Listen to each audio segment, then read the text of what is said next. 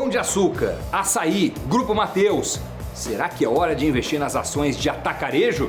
Analisamos as três empresas e elas são bem diferentes nas perspectivas. Entenda os motivos no Cafeína de hoje, que começa depois da vinheta.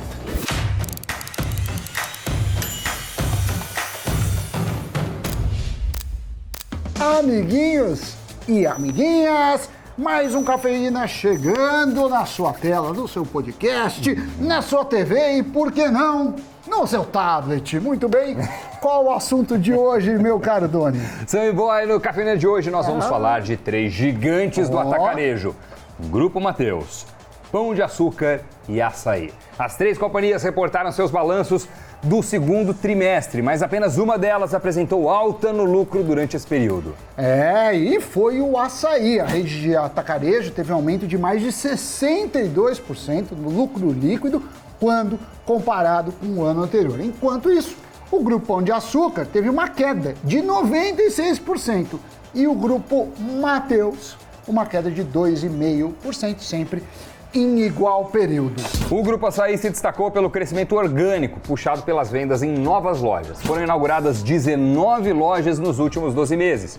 E como resultado, eles viram um aumento de 13% nas vendas em novos estabelecimentos. Quando a gente analisa as vendas feitas nas mesmas lojas, o crescimento foi de 9%. A receita líquida como um todo teve um aumento de 22%. Um resultado bem diferente do que o grupo controlador do Pão de Açúcar registrou. Sua receita caiu 5,3% e o EBITDA ajustado teve baixa de 7,7%. Claro que esses resultados não eram esperados pelo mercado, o que afetou em suas ações assim que foram divulgados. Porém, vale ressaltar que o segundo tri do ano passado foi marcado pelo período em que os consumidores correram para os supermercados para comprar mantimentos, em meio aí ao início do boom da pandemia. Além disso, segundo o próprio Pão de Açúcar, muitos consumidores buscaram preços mais vantajosos em outras redes de supermercado. Já o Grupo Mateus, cuja atuação é forte na região norte e nordeste do país, teve uma receita líquida 29% maior, parecida com a do Açaí. O grupo expandiu as suas operações e inaugurou 12 lojas no segundo trimestre. Nos últimos 12 meses foram inauguradas 45 lojas e elas foram responsáveis por 20% da receita bruta. E apesar de ter uma menor cobertura do auxílio emergencial, além de uma base de comparação mais difícil, quando olhamos para o igual período de 2020, o crescimento de vendas nas mesmas lojas foi de 2%. Separando os canais, o segmento de atacarejo cresceu 29%, que representa 48% das vendas totais. Já no segmento de varejo, o crescimento foi maior, 40%, o que corresponde a 29% da receita total. Segundo analistas do BTG Pactual, o segundo trimestre trouxe fortes números de receita, mas com margens um pouco abaixo das estimativas. Ainda assim, o resultado mostra a resiliência do modelo de negócios da empresa, que tem um reconhecimento muito forte na região de atuação. As perspectivas de crescimento a longo prazo se mostram sólidas graças a um plano de expansão agressivo.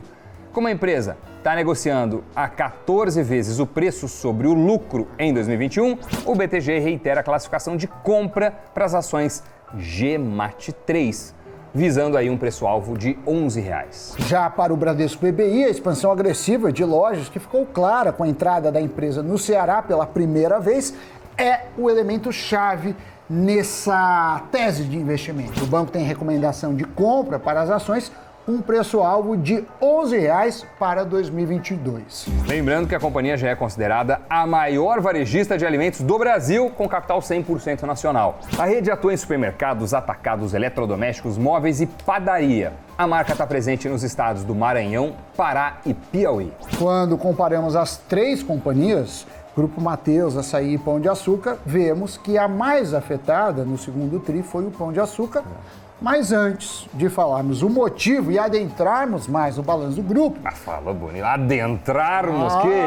Deixa eu até aqui mas por que fechar mais um botão aqui da minha jaqueta. Porque eu vou chamar ele... Sofisticação, meu Deus do céu. Eduardo Pérez, conhecido também como Dudu Pérez, analista do Nu Invest, que fala sobre a análise dos múltiplos das três companhias e compara com as gigantes do varejo alimentício. Pode rodar. Então a gente vai falar sobre alguns múltiplos dessas 3 empresas, do Grupo Pão de Açúcar, do Assaí e do Grupo Mateus, mas os investidores têm que ter em mente também que um múltiplo sozinho ele não indica muita coisa, a gente tem que sempre olhar o panorama maior e entender o momento de cada empresa, o que cada empresa faz, e aí sim encontrar empresas parecidas, tanto em setor como em momento, para a gente conseguir tirar uma conclusão melhor. A primeira empresa é o Grupo Pão de Açúcar, então é uma marca bem famosa no Brasil, foi fundado lá em 1948 na cidade de São Paulo e detém algumas marcas como o Extra, o Compre Bem, tinha o Assaí até o começo desse ano, até a cisão que aconteceu em março de 2021, e atualmente o Grupo Pão de Açúcar ele foca em clientes com um poder aquisitivo um pouco maior do que comparando com o Assaí e o Grupo Mateus. Então a gente acaba considerando que é uma empresa mais do varejo do que o atacado, tá? Já o Assaí, ele foi fundado lá em 1974. Em março desse ano aconteceu essa cisão, então ele saiu debaixo do guarda-chuva do Grupo Pão de Açúcar e atualmente é o segundo maior varejista em questão de receita aqui no Brasil. Tem mais de 180 lojas no país e o cliente médio que ele tem, mais ou menos 60% pertence à classe C. Então, diferente do Pão de Açúcar, o poder aquisitivo do cliente é um pouco menor, então vai ser comum a gente notar margens menores no atacarejo do que quando a gente compara com empresa como o Pão de Açúcar, que seria um varejo apenas, tá? E também tem o Grupo São Mateus, que foi fundado lá em 1986, então tem bastante tempo de mercado, foi fundado lá no Maranhão e fez o IPO na Bolsa em outubro de 2020, então está no momento onde vai apresentar um caixa bem mais elevado. O Grupo Mateus tem um foco muito mais forte na região norte e nordeste do país, onde está buscando fazer um crescimento através tanto de aquisições como através de projetos novos. Então o momento é diferente do que o Assaí e o Pão de Açúcar, porque é uma empresa que está buscando um market share bem maior do que eles têm atualmente, tá bom? Então vamos lá. O primeiro múltiplo que a gente trouxe foi o Dividend Yield. Dividend Yield é o provento que a empresa paga dividido pelo preço da ação para o investidor ter uma noção ali de qual que vai ser o retorno que ele pode ter comprando aquela ação. O Pão de Açúcar apresentou um Dividend Yield de 5,48%, o Assaí apresentou um Dividend Yield de 0,35% e o Grupo Mateus um Dividend Yield de 0%. As observações nesse caso aqui são: o Assaí, como ele está há pouco tempo rodando com as próprias ações, então as demonstrações só com o nome Assaí estão há relativamente pouco tempo no mercado, é normal a gente ver esse dividend yield um pouco menor, tá? Com o tempo ele deve ir aumentando. E também, quando a gente olha o Grupo Mateus, que tem 0% de dividend yield, isso aí é uma questão de estratégia da empresa que está buscando crescimento. Então a empresa pega o lucro que eles obtêm no exercício, ao invés de redistribuir entre os acionistas, eles reinvestem esse lucro na empresa e isso deve refletir a valorização da cota da empresa pro acionista e um ganho de market share também, tá? O próximo indicador que a gente trouxe é a dívida líquida, que é bem importante pro acionista.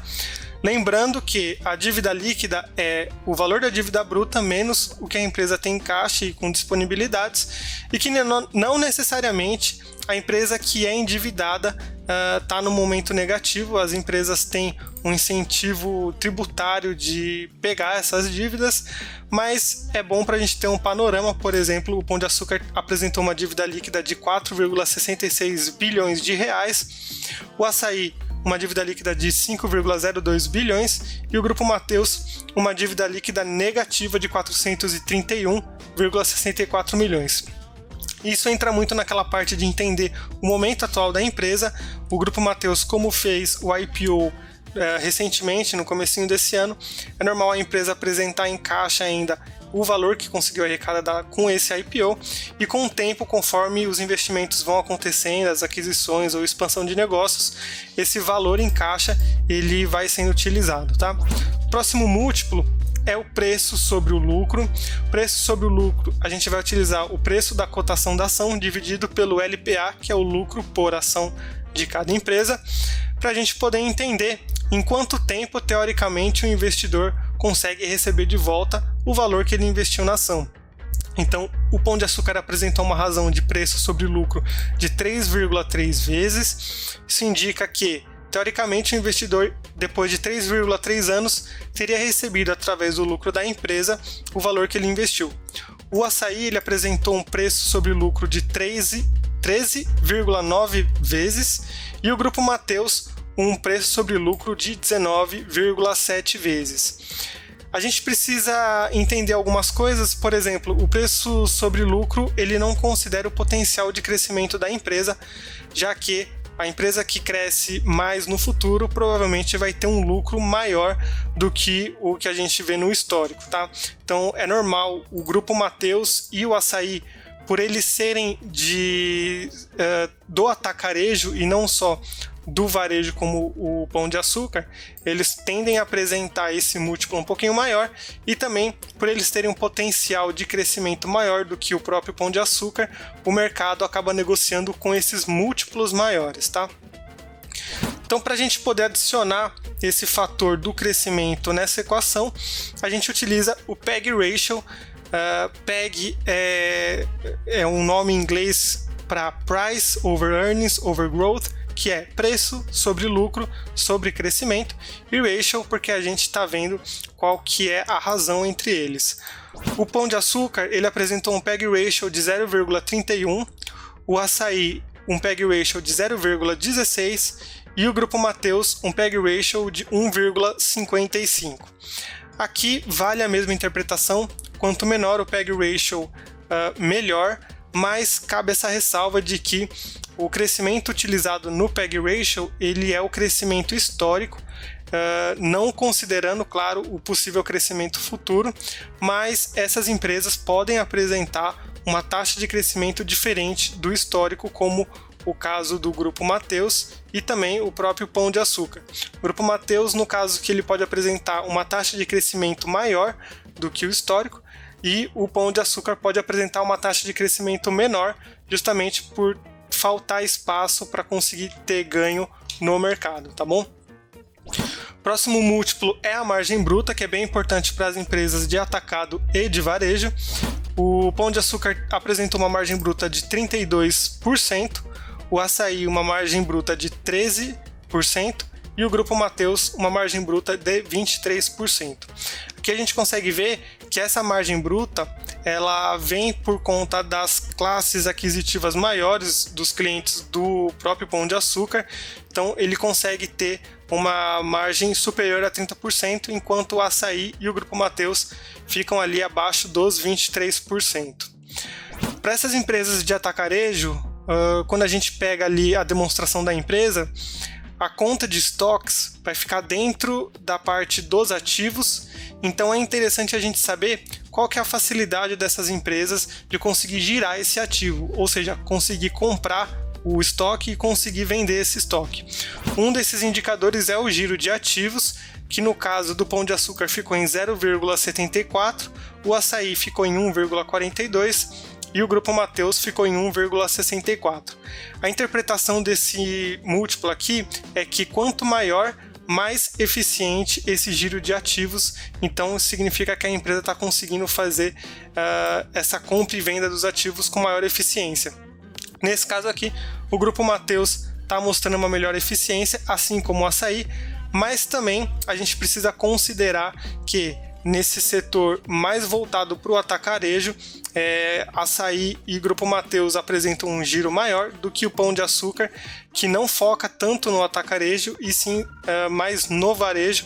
Então é normal a gente ver essa diferença entre esses dois tipos de empresa. E o último múltiplo, que é o Enterprise Value sobre o EBITDA.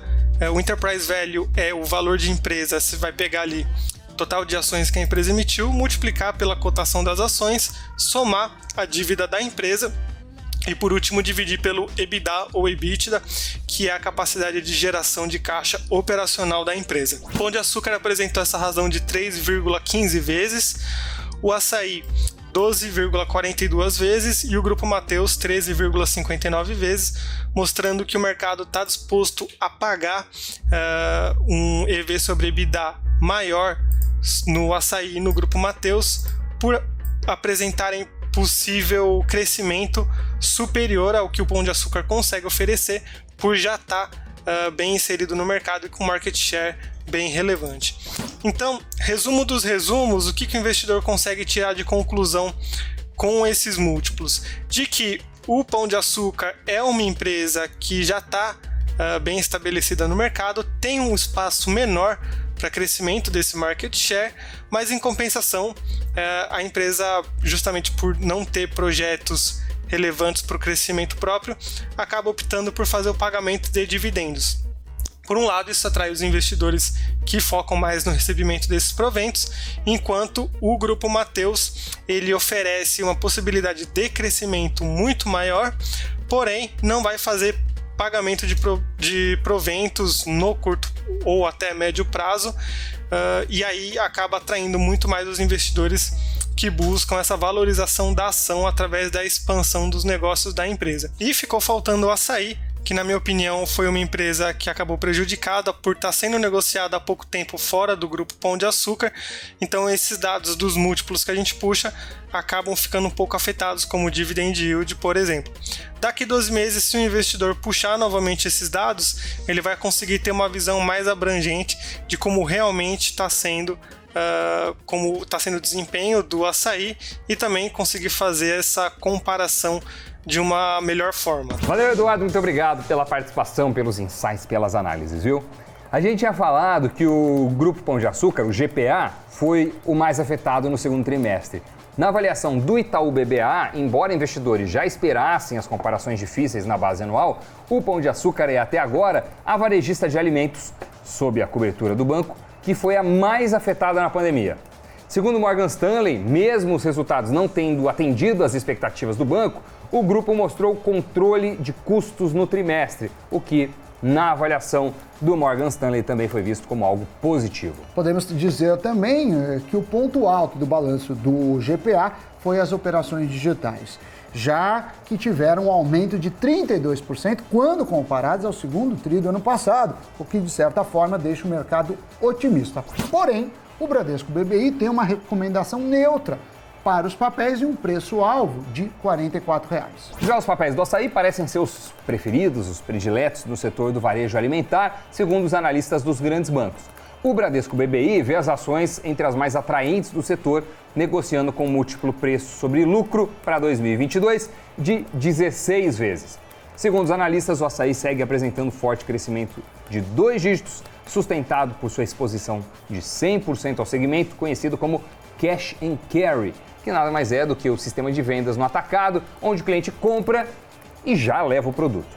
Tantos comerciantes de pequeno como médio porte conseguem adquirir itens variados com preços mais acessíveis. O banco manteve sua recomendação de compra para os papéis Açaí 3 e elevou sua projeção de preço-alvo para 2022 de R$ 125 para R$ 130, dado que aumentou suas estimativas de lucro líquido para o período de 2021 a 2023 em cerca de 3-4%. Já o Itaú BBA espera um crescimento ameno de receita e uma rentabilidade mais pressionada por conta da concorrência. Os analistas continuam confiantes e com uma recomendação de compra para os papéis da companhia, mirando aí num preço-alvo de R$ 100.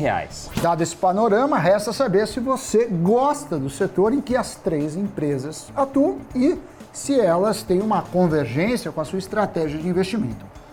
Mas o setor de alimentos, de qualquer forma, é um setor robusto, que passou bem pela pandemia. A gente chama em economia, que é um negócio essencial, tem uma elasticidade pequena, ou seja, a pessoa aperta de um lado e de outro, mais difícil ela reduzir o quanto ela gasta com alimento. Agora, quando a gente analisa as ações do Grupo Pão de Açúcar de 2020 para cá, a máxima que os papéis atingiram nesse período foi de R$ 94,50. Isso aí lá em janeiro de 2020. Hoje as ações estão na casa dos R$ 29,00 mais ou menos. Mas tem justificativa para isso. Parte expressiva dessa queda aconteceu em março. No dia 1º de março, o grupo fez a cisão do braço de atacarejo Açaí, que passou a ser negociado de forma segregada, separada na B3. Enquanto os papéis da Açaí 3 subiram mais de 380% na data, cotados a R$ 71,40, os papéis da Pecar 3 despencaram quase 72% no pregão, passando de R$ 83,00 para R$ 23,33. E apesar das quedas e altas expressivas, na verdade, se tratou de um efeito contábil. O mercado reprecificou os ativos conforme o valor de mercado das companhias, que agora atuam em negócios separados. Foi uma divisão de valor, Dani. Quem tinha 100 ações do GPA antes da cisão passou a ter 100 ações do GPA e 100 ações do Açaí pós-cisão. Perfeito. Para ter uma ideia, do dia 2 de março, após a separação, até o dia 2 de julho, as ações do Pão de Açúcar subiram 64%. Então, a gente está apenas pontuando porque tem muita análise errada por aí sobre as ações do Grupo Pão de Açúcar que não levam em consideração esse efeito contábil. É importante, portanto, analisar este aspecto como um todo, como diria um amigo nosso. Todo, como diria um amigo nosso construtor. Exatamente, Sammy Boy. Antes de partir para o giro, apenas aquele recado para você. Se inscreva neste canal. Ultrapassamos os 300 mil inscritos. E é só o começo. E olha o que a gente está falando aqui. Veja nessa mesma data que você está assistindo, mas daqui 2 anos. Você vê o tanto de gente que vai ter apertado o botão de inscrever nesse canal. Marca no seu calendário. É isso aí. Mas também nos ajuda, dando aquela ativada no sininho, se inscrevendo no canal, comentando. E aí seremos eternamente gratos, porque também é a única forma que podemos agradecer. Giro de notícias. Será o fim do home office para uma das maiores empresas do mundo. O Google vai comprar um edifício empresarial em Nova York por 2 bilhões e 100 milhões de dólares. Essa será a maior aquisição de um prédio do tipo desde o início da pandemia. De acordo com The Wall Street Journal, o prédio ainda está em construção na parte oeste de Manhattan, às margens do rio Hudson. A Argentina divulgou planos para aliviar as restrições à pandemia, incluindo o afrouxamento do controle das fronteiras nas atividades comerciais e eliminando o uso obrigatório de máscaras ao ar livre. Além disso, estrangeiros vão poder entrar no país sem isolamento a partir de 1º de outubro. A LiveUp, empresa de comidas naturais para viagem, recebeu um aporte de 50 milhões em uma rodada de investimento Série D. Agora, a startup de comidas congeladas conta com a soma de 230 milhões de reais e investimentos para ampliar o portfólio de produtos e expandir a atuação regional da empresa. Agora sim, está acabando Cafeína. Muito obrigado pela companhia. A gente se encontra no próximo programa. Tchau.